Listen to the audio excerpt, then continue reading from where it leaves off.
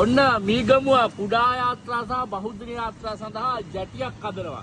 ඇත්තටම ඉතින් මීගමුවට අඩුපාඩුවක් වෙලා තිබ්බ එක වැදගත්යි.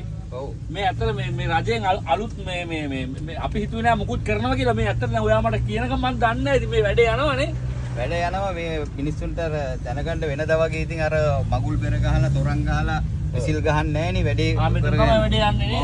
අර අතන් දෙනකම් හැදෙනවා පාලමලකට. ඔය දැන් වැඩේ ආරම්භ කළා තියෙන දේ. මෙතන ඉන්න බෑ ගඳ තැනක් නේ නේද ගත්තයි. ඔව් මෙතන මේ තරම් සුන්දර පරිසරයක් හදන්න තමයි නිර්මාණය කරලා තියෙන්නේ. මේකට කොච්චර මුදලක් වැය වෙනවද? මේකට මගේ දැනුම හැටියට රුපියල් කෝටි 318ක් වෙන් කරලා තියෙනවා මේක සඳහා. ඉතින් ඇත්තටම හොඳ වැඩක්. ඉතින් මේ විශාල අඩුපාඩුවක්. මොකද කුණු ගඹ ගහනවා මේ තැන හරි ලස්සන තැන.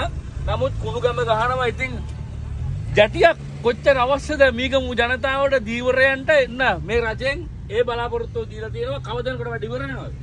මට දෙන වසරක් අවසන් වෙනකොට වැඩ ඉවර කරන්න තමයි මට දෙන දීලා තියෙන්නේ. අවුරුද්දකින් අවසන් කරන්න.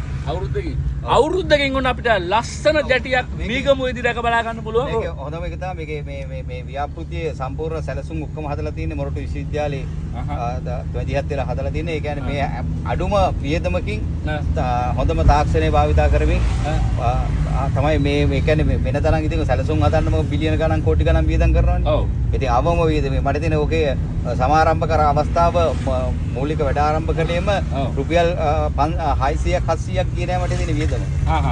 අර බෝඩ් එකට අර පොඩි බෝඩ් එකක් ගහලා තියෙනවා. එච්චරයි රජයේ නිලධාරිය ඇවිල්ලා ඒ ටික කරා දීවර ඇමතුමායි ඒ පිරිස ආවා. ඇවිල්ලා පොඩි කතාවක් කරා නිකන්.